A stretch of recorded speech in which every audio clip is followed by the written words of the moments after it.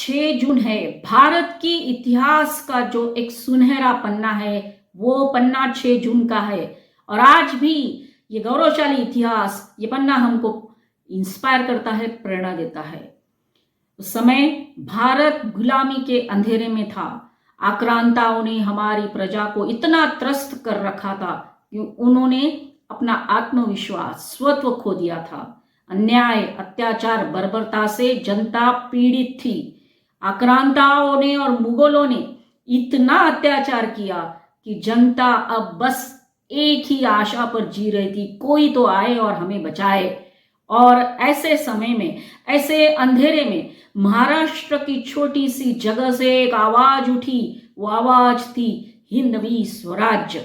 एक 15 साल के बच्चे ने कसम खाई, शपथ ली, हिंदवी स्वराज्य की स्थापना करेंगे। हम जिएंगे भी हिंदवी स्वराज्य के लिए और मरेंगे भी हिंदवी स्वराज्य के लिए। उस शपथ को पूर्ण किया और 6 जून 1674 को वो सपना पूरा हुआ जब छत्रपति शिवाजी महाराज का राज्याभिषेक हुआ। ये राज्याभिषेक ऐलान था, एक संदेश था सभी आक्रांताओं को और मुगलों को कि हमने हमारा स्वराज्य स्थापित किया है। हमारे जनता को एक छत्र मिला है, एक छत्रपति मिला है। और रायगढ़ से एक गर्जना हुई, एक संदेश भेजा गया।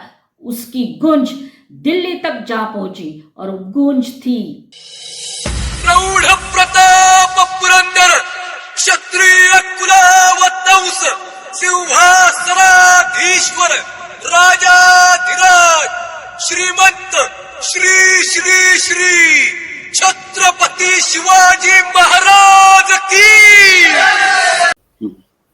सर नमस्कार। फिर से एक बार आप सब स्वागत करते हैं हम हमारे चैनल में। और सर आज का जो हमारा एपिसोड है वो बहुत ही खास है, विशेष है। इसका कारण ये है कि आज छत्रपति शिवाजी महाराज, जिन्होंने हिंदवी स्वराज्य की स्थापना की थी, उनका राज्याभिषेक हुआ था 6 जून 1674 को।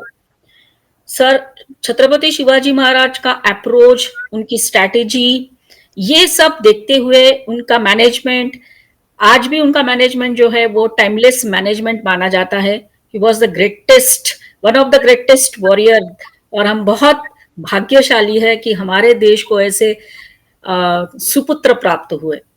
लेकिन सर मैं आज आपके साथ चर्चा करना चाहूंगी छत्रपति शिवाजी महाराज का अप्रोच, उनकी स्ट्रैटेजी को क्या हम आज जो ऑपरेशन सिंदूर चल रहा है उसके साथ रिलेट कर सकते हैं? नमस्कार, जय हिंद। जय हिंद सर। मैं बिल्कुल रिलेट कर सकते हैं। तो जैसा मैं बताना ये चाहता हूं कि छत्रपति शिवाजी महाराज अपने आप में एक बहुत बड़ा विचार है। वो विचार को अगर हम समझ पाए, और छत्रपति शिवाजी महाराज के क्या प्रिंसिपल्स थे, किन चीजों से क्या क्या गुण थे जिनकी वजह से छत्रपति शिवाजी महाराज जाने जाते हैं। सबसे पहले हम उनके नाम को लेते हैं। छत्रपति थे वो। और ये छत्रपति की उन्हें जब वो छत्र उनके ऊपर था, साथ साथ तो ये सिंबॉलिक है कि वो जनता के ऊपर एक छत्र के रूप में उनका हाथ था। वो जनता की सेवा के लिए, प्रजा की सेवा के लिए उन्होंने अपना पूरा जीवन बलिदान दिया। साथ साथ अपने राष्ट्र के लिए भी उन्होंने अपनी पूरी सेना, अपना पूरा समय लगा दिया। और आप देख सकते हैं कि 1630 में उनका जन्म हुआ और 1680 में मात्र 50 साल की उम्र में वो इस दुनिया से चले गए। साथ साथ हमने उनके अगर हिस्ट्री को देखें तो 1645 में उन्होंने पहला साम्राज्य अपना स्थापित किया था, मात्र 15 साल की उम्र में। और 6 जून 1674 को उनका कोरोनेशन हुआ, उनका राज्याभिषेक हुआ और वैदिक मंत्रों के अनुसार संपन्न हुआ, जिसे उनके शासन को धार्मिक और सांस्कृतिक वैधता मिली। भारत में हिंदू अस्मिता और संस्कृति के पुनर्जागरण का एक प्रतीक बन गया शिवाजी महाराज का coronation.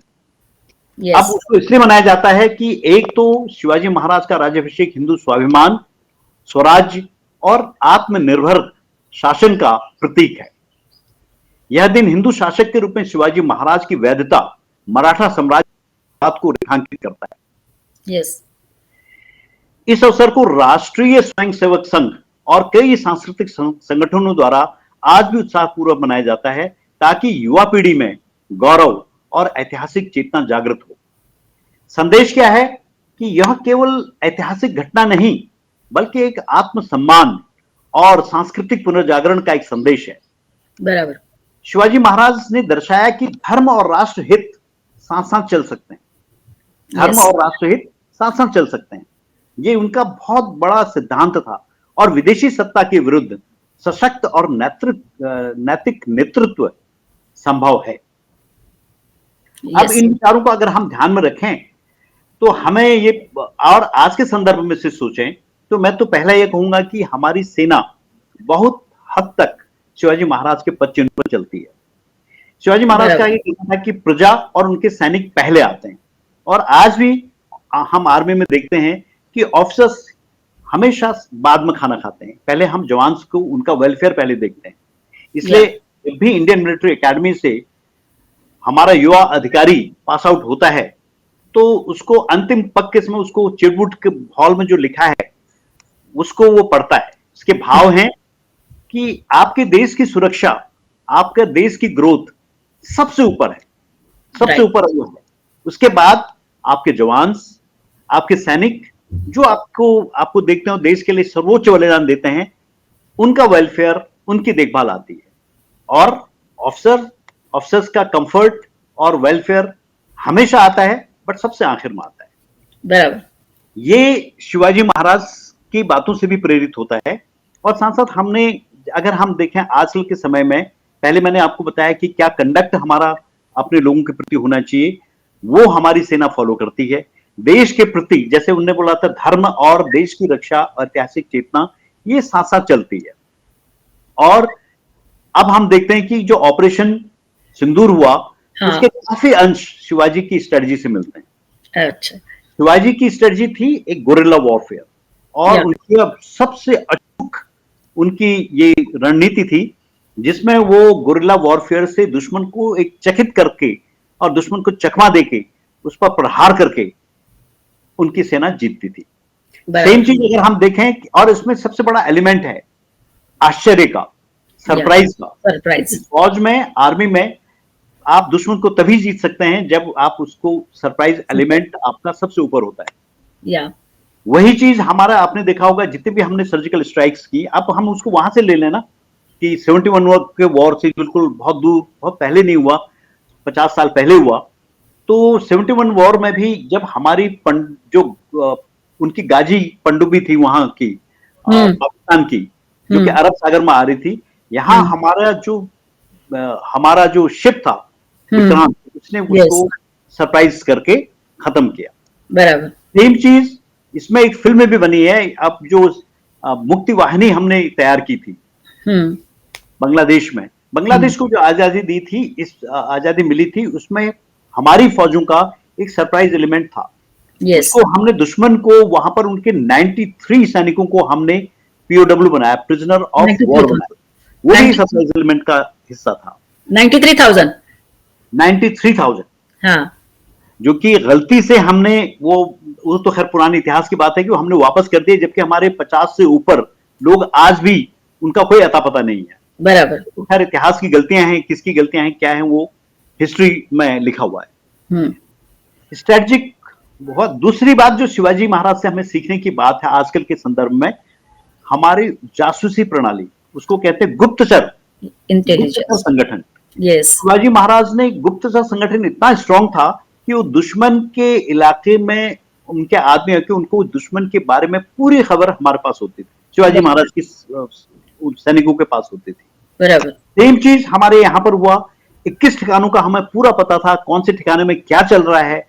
Everything our army new, our forces new.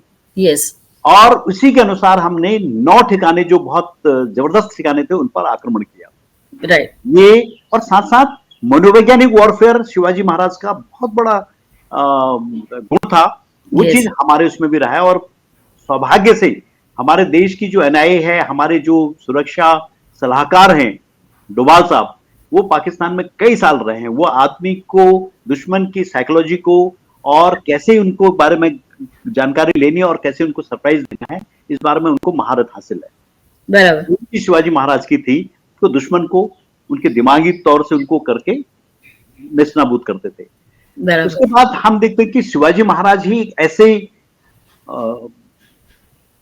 राजा थे जिन्होंने नेवल, उनकी नेवी बहुत स्ट्रांग थी। और बराबर। हम कहना चाहिए कि भारत में इससे पहले नेवी थी ही नहीं, और शिवाजी महाराज की नेवी हिंद महासागर, अरब सागर वगैरह में उनकी नेवी बहुत स्ट्रांग थी, जो कि विदेशियों के लिए भी एक मतलब डर का माहौल पैदा करती थी।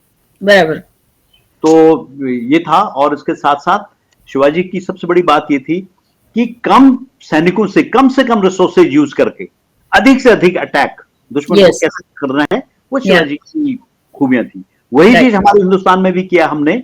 जो ऑपरेशन सिंदूर हुआ, बिल्कुल ना के बराबर नुकसान में हमने बहुत बड़ी जीत हासिल की। बराबर।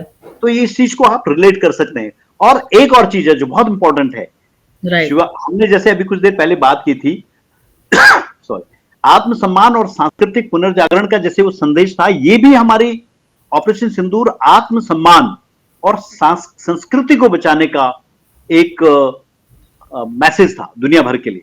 यस। धर्म, और ये भी था कि हम धर्म और राष्ट्रहित साथ साथ चल सकते हैं। शिवाजी का सबसे बड़ा सिद्धांत था, जो कि हम ऑपरेशन सिंदूर में भली भांति देख सकते हैं, जहां पर हमने अपने धर्म की रक्षा की। धर्म का मतलब उस हमारे रिलीजन हिंदू होने का ही नहीं है, बल्कि हमारा क्या कार्यकलाप, हमारी जीवन शैली कैसी है, हमारी नारियों का सम्मान होना चाहिए, हमारे सिंदूर की रक्षा होनी चाहिए, ये सारा कुछ आता है।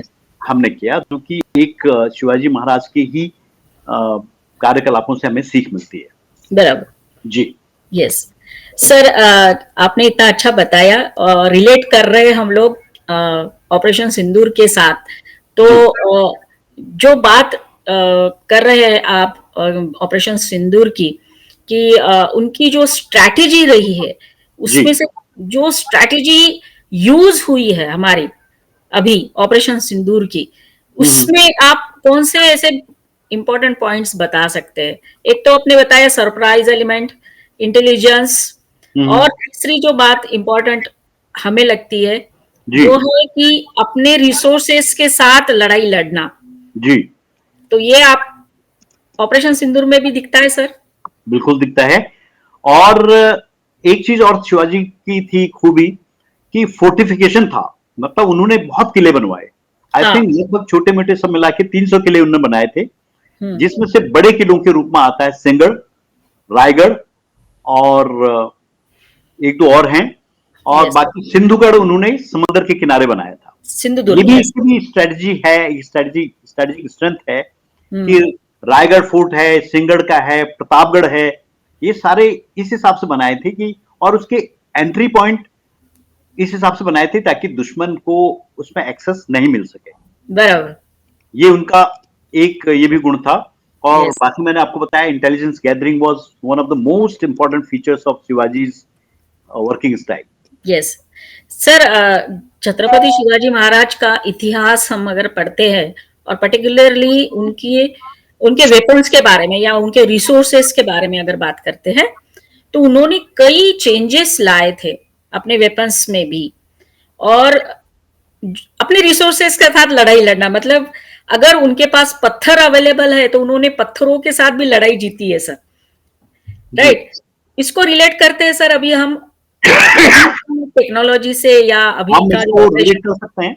क्योंकि हमने तो खैर आजकल मॉडर्न वॉरफेयर में हमने टेक्नोलॉजी बाहर से ली है, और खुद एक बहुत बड़ा चीज आप सही क्या आपने, कि हम स्वराज्य अपने उससे चीजें पैदा करके अपने देश में ही, अपने साम्राज्य में ही चीजों को पैदा करके उन्हीं का इस्तेमाल करें। तो आप सोच सकते हैं कि आज इंडिजिनस चीजें जो हैं, कहते हैं कि अपने स्वदेशी चीजें जो हैं उनको इस्तेमाल करने के शिवाजी महाराज का मानना था। वही चीज आज हमारे है, मेड इन इंडिया और मेक इन इंडिया। ये सारी चीजें वर्तमान सरकार ने बनाई हैं, जिसमें कि हमारी मिसाइल्स हैं ब्रह्मोस जो कि ब्रह्मास्त्र के बराबर है, और हमारे एरोप्लेन्स हैं, हमारे सिस्टम्स हैं, Yes. सेफ्टी सिस्टम्स, वो Yes. सारा कुछ जो है वो भी प्रेरणा शिवाजी महाराज की है कि Yes. हम स्वदेशी चीजों पर विश्वास करें और हर इंसान को, और उन्होंने दूसरे धर्म के लोगों को भी अपनी सेना में भर्ती किया था, वो इसी Yes. हिसाब से विश्वास करते थे। Yes. आज सांसद आप नोटिस करेंगे कि हमारा देश एक सेकुलर देश है जिसमें कि आपको हर धर्म के सैनिक मिलेंगे। जैसे Right. शिवाजी का कहना था कि हर एक को समभाव से देखना, वही हमारी सेना में भी है। हमारी सेना में हर धर्म के लोग हैं और हर धर्म के लोगों ने बराबर योगदान दिया है देश को जीत हासिल करने के लिए, देश की सुरक्षा करने के लिए। Yes. Right. तो सर अभी जैसे आपने बताया, लेकिन अगर छत्रपति शिवाजी महाराज का पूरा जीवन काल जो है 50 साल ही उनको जीवन प्राप्त हुआ, लेकिन इन 50 सालों में उन्होंने इतना महान कार्य किया है हर क्षेत्र में सर। पर्टिकुलरली अगर बात करेंगे तो वो है स्वराज्य और सुराज्य, राइट। और उसमें उनका ये जो रहा main strategy, that is defence strategy, जो आज हम देखते हैं कि आज भी उसको कोरिलेट कर सकते हैं हम लोग। तो सर अगर हम सोचते हैं फ्यूचर के बारे में, तो ये जो स्ट्रेटेजी उन्होंने जो बनाकर दी हमें, उसी को ही मॉडिफाई करते हुए हम फ्यूचर की लड़ाइयाँ या फ्यूचर वॉर के लिए प्लानिंग करके हम काम कर सकते हैं, ऐसा आपको लगता है सर? बिल्कुल, अगर हम शिवाजी को समझ जाएं तो मेरे ख्याल से हमें और बहुत ज्यादा समझने की जरूरत नहीं। आगे शिवाजी महाराणा प्रताप जो हमारे देश के सर्वोपरि राजा रहे, जिनको के इतिहास में उतना बड़ा स्थान नहीं मिला जितना मिलना चाहिए था, तो जिस भी कारणों से हुआ वो अब करेक्ट हो रहा है। इसलिए शिवाजी की चीजों को अगर हम ऑपरेशन सिंदूर के पॉइंट ऑफ व्यू से देखें, एक चीज हमने ये भी नोटिस की कि शिवाजी का जो प्रहार होता था ना उनकी सेना का, वो बहुत एक्यूरेट होता था, प्रिसीजन होता था। प्रिसीजन ऑपरेशन होता था जो हमारे ऑपरेशन सिंदूर में पूर्ण रूप से परिलक्षित होता है। Maximum impact with minimum exposure. तो हमारी सर्जिकल स्ट्राइक्स इसी बात को सूचित करती हैं कि कैसे हम साइकोलॉजिकल मनोवैज्ञानिक रूप से दुश्मन को हानि पहुंचा सकते हैं और उसको नेस्तनाबूद कर सकते हैं। साथ साथ बहुत इंपॉर्टेंट चीज है कि शिवाजी महाराज की एक बात थी कि वो टेरिटरी को अच्छी तरह जानते थे। जब आप लड़ रहे हैं उसको अच्छी तरह समझना उनकी कुशलता थी। उनके जासूस, उनके सैनिक उस टेरिटरी को जानते थे। सेम चीज हमारा भी आपने नोटिस किया होगा कि ऑपरेशन सिंदूर में बिना बॉर्डर क्रॉस किए हमें यहां से पता था कि हमारा प्रहार कितना एक्यूरेट, कितना सटीक हो रहा है। तो ये मास्टरी हमें भी दुश्मन देश की टेरेन का हमें पूरी तरह से जानकारी है।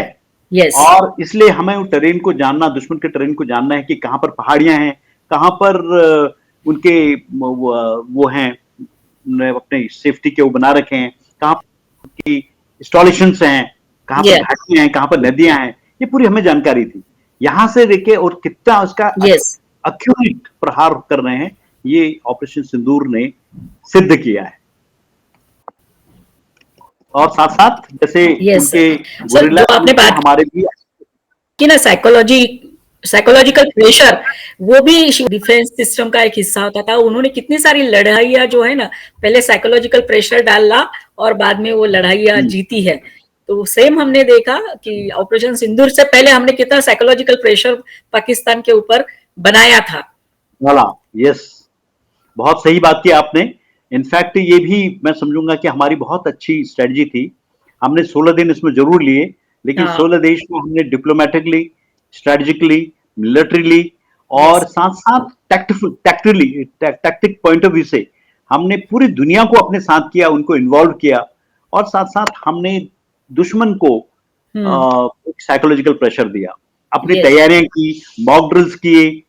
तो इससे दुश्मन में दहशत फैलनी शुरू हुई। तो वो मनोवैज्ञानिक रूप से दुश्मन पहले ही हार गया था। और बाद में फिर फाइनल ब्लो हमने उसे दिया, जो कि पूरी दुनिया के लिए एक बहुत बड़ा मैसेज था। और शिवाजी का एक ये था कि उन्होंने एक नेटवर्क किया था स्पाइस का, जो स्पाइस होते हैं ना, जासूस लोगों का नेटवर्क बनाया था। हमारा भी अपना नेटवर्क है। हमारे देश की जासूसी संस्थाएं बहुत स्ट्रांग है।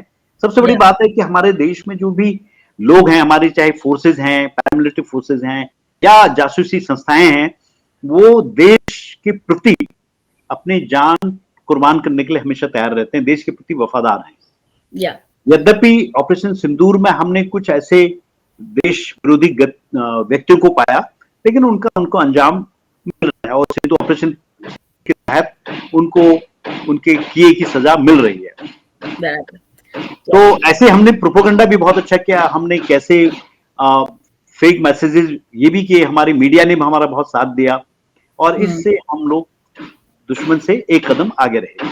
यस सर, एक चीज और की बताना हाँ। चाहूंगा यहाँ पर, साइबर अटैक भी हमने उन पर किया है। साइबर रूप से हमने देखा कि कैसे हम उसको सरप्राइज दे सकते हैं, ह्यूमन इंटेलिजेंस के साथ साथ कैसे हम डिसेप्शन कर सकते हैं, उनको दे सकते हैं और छुप के कैसे इंटेलिजेंस वॉर उस पर किया जा सकता है। That is also operation Sindoor. Yes sir, यहाँ पर मैं एक बात और बताना चाहूंगी, शायद अपने दर्शकों को मालूम हो, वियतनाम जो एक छोटा सा देश है, वो अमेरिका के खिलाफ कितने साल लड़ता रहा, अगर आपको हिस्ट्री मालूम है तो। लेकिन उन्होंने जो जीता है, अमेरिका कभी जीत नहीं पाया वियतनाम से, तो उसका पूरा श्रेय जो है ना, उन्होंने छत्रपति शिवाजी महाराज की स्ट्रैटेजी को दिया था। उनके जो लीडर थे, आई थिंक हो ची मिन, वो भारत आए थे और उन्होंने तब जवाहरलाल नेहरू से मुलाकात की थी और कहा था कि मुझे रायगढ़ जाना है। तो जवाहरलाल नेहरू जी ने पूछा क्यों जाना है, तो बोले इसलिए जाना है क्योंकि वहां छत्रपति शिवाजी महाराज की राजधानी है और मैं वहां की मिट्टी वियतनाम लेके जाऊंगा, जिनकी वजह से हम युद्ध जीते हैं। तो इतना बड़ा इनका छत्रपति शिवाजी महाराज का जो है काम कार्य इतना बड़ा व्यापक है और भारत बहुत भाग्यशाली है कि ऐसे महान सपूत हमारे देश में जन्म लिया और देश का इतिहास उनकी वजह से गौरवशाली बना है। सर, आज की पूरे चर्चा में हमने छत्रपति शिवाजी महाराज की स्ट्रैटेजी, उनका अप्रोच, उनकी नेवी, उनके वॉर टैक्टिक्स, उसको जोड़ा है आज के सिचुएशंस के साथ, ऑपरेशन सिंदूर के साथ, तो सारा कुछ मिलता है ना सर? स्ट्रैटेजी, अप्रोच, इंटेलिजेंस, ऐसा कहा जाता था सर उस जमाने में कि इंटेलिजेंस छत्रपति शिवाजी महाराज की तीसरी आंख है, ऐसा इतनी स्ट्रॉन्ग इंटेलिजेंस सिस्टम उनकी थी। तो सर, दर्शकों के लिए आज आप क्या मैसेज देना चाहोगे? आपकी हमेशा की तरह एक कविता होती है सर। सबसे पहले तो मैं शिवाजी महाराज की इस कोरोनेशन पर, भूषण थे, बहुत महाकवि भूषण, जिन्होंने सिर्फ दो महापुरुषों के बारे में लिखा है, एक तो शिवाजी महाराज के बारे में, दूसरा छत्रसाल के बारे में। राइट। तो उनकी कविता मैंने कक्षा 6 या 7 में पढ़ी थी, थोड़ा थोड़ा याद है मुझे। तो उनकी कविता होती है, चकित चकितता चौंक चौंक उठे बार बार। ये शिवाजी महाराज की दहशत को दिखाता है। चकित चकितता चौंक चौंक उठे बार बार, दिल्ली दहशती चिते चाहे करपति है। बिलख वदन विलखत विजयपुर पति, फिरत फिरंगन की नारी फरकती है। घर थर थर कांपत कुतुब शाही गोलकुंडा, हहरी हवस भूप भीर भरकती है। राजा शिवराज के नगाड़न की धाक सुनी, केते पातशाहन की छाती दरकती है। ये शिवाजी महाराज का खौफ था उस जमाने में, बराबर, क्योंकि भूषण ने बहुत एक से एक उनकी टॉप कविताएं हैं और उन्होंने जो हमें जो विरासत सौंपी, वो उसके बारे में यही कहना चाहेंगे कि शिवाजी महाराज एक ज्वाला हैं, एक विचार हैं। यस। ना केवल राजा हैं, पर वो स्वराज्य का आधार है। बराबर। किसी ने उनके तारीफ में, आजकल के किसी कवि ने लिखा है कि हिमालय सा अटल था वो मर्यादा का प्रहरी। हिमालय सा अटल था वो मर्यादा का प्रहरी, धर्म और स्वराज्य के पथ का वो था एक सिपाही। ना बिजली से न तूफानों से डरता था वो रणवीर, छोटे कद में बसा हुआ था सिंहों जैसा जमीर। शिवनेरी की गूंज, जहां शिवनेरी में जन्म हुआ था उनका, शिवनेरी की गूंज बनी भारत की पहली सांस। हर किसी से गूंजा उसका स्वाभिमान का विश्वास। जिसने मातृभूमि के लिए मुगलों को दी चुनौती, धर्म की रक्षा में उठा तलवार और भक्ति की ज्योति। छत्रों का अधिपति बना वो रघुवंश की रीत निभाई, हिंदवी स्वराज्य की पताका उसने फिर से लहराई। नारी की रक्षा जन की सेवा, नारी की रक्षा जन की सेवा उसकी थी नीति महान, भारत माता के चरणों में अर्पित है उनका बलिदान। ये शिवाजी महाराज की जीवन के बारे में बताया है, तो उनसे प्रेरणा लेने के लिए हम सभी के को बहुत कुछ है लेना उनसे, हमारी सेना को, हमारे देश के नेताओं को, और हम सबको। Yes yes. सो सर बहुत धन्यवाद आपका, फिर से एक बार आपने अपने बिजी शेड्यूल में से टाइम निकालकर फिर से हमारे साथ जुड़े, और बहुत अच्छी ये चर्चा रही, इंटरेस्टिंग, और हम ये कह सकते हैं कि इतिहास हमेशा हमको प्रेरणा देता है, हमें सिखाता है, और यही हमको दिखता है ऑपरेशन सिंदूर में भी कि छत्रपति शिवाजी महाराज की जो रणनीति थी वो दिखती है। सो वंस अगेन मैं सर, वंस अगेन आपकी कविता भी बहुत अच्छी थी। जाने से पहले सर आप एक बार हमारे दर्शकों को बोलिए, विनती करिए कि हमारे चैनल को सब्सक्राइब करिए। मैं तो यही कहूंगा कि जो मेरी होस्ट हैं वर्षा जी, ये एक अध्यापिका हैं, इन्होंने पहले भी अपना पूरा समय, अपना पूरा जीवन बच्चों के एजुकेशन में लगाया। देश को एक शिक्षक का जो योगदान होता है उसमें इन्होंने कोई कसर नहीं छोड़ी। उसके बाद इन्होंने 8 किताबें लिखी हैं, वो बहुत अच्छी लेखिका हैं, और वो किताबें भी जो उन्होंने लिखी हैं बड़े महापुरुषों पर लिखी हैं, हमारे पुराने इतिहास पर लिखी हैं, हमारे पुराने संस्कृति पर लिखी हैं, जो कि हर व्यक्ति को पढ़नी चाहिए और जन जन तक वो किताबें पहुंचनी चाहिए। तो इनका ये नया प्रयास है कि वो इस तरह के टॉपिक्स लें जो देशभक्ति से ओतप्रोत हैं, और जिससे कोई मैसेज समाज में पहुंच सके, और इसको जन सामान्य देख के कुछ न कुछ इससे ग्रहण करने का प्रयास करे। और उनका यही एक मुख्य मकसद है। तो मैं आप सभी से निवेदन करूंगा कि इस चैनल को देखें, सब्सक्राइब करें, कमेंट्स दें, आप हमें हमारी कमियां भी बताएं कि कहां पर कैसे और कर सकते थे जिससे कि इसमें सुधार आ सके। तो ये आपकी तरफ से हमारा निवेदन होगा, ये छोटा योगदान होगा आपकी तरफ से। ये कहूंगा कि ये एक तरह का हवन है जो इन्होंने शुरू किया है, तो इसमें आपकी पढ़ने की, आपका देखने का, और आपका लाइक करने का, सब्सक्राइब करने का क्या बोलते हैं, हवन सामग्री के रूप में आएगा। ये मेरा आपसे विनती है। थैंक यू सर, आपके शब्दों के लिए बहुत बहुत धन्यवाद। और दर्शकों को फिर से एक बार हम कहना चाहेंगे, प्लीज हमारे वीडियोस देखिए, लाइक करिए, शेयर करिए, और चैनल को सब्सक्राइब करिए। सो अगले वीडियो में फिर मिलेंगे नए टॉपिक के साथ। तब तक के लिए जय हिंद। जय हिंद।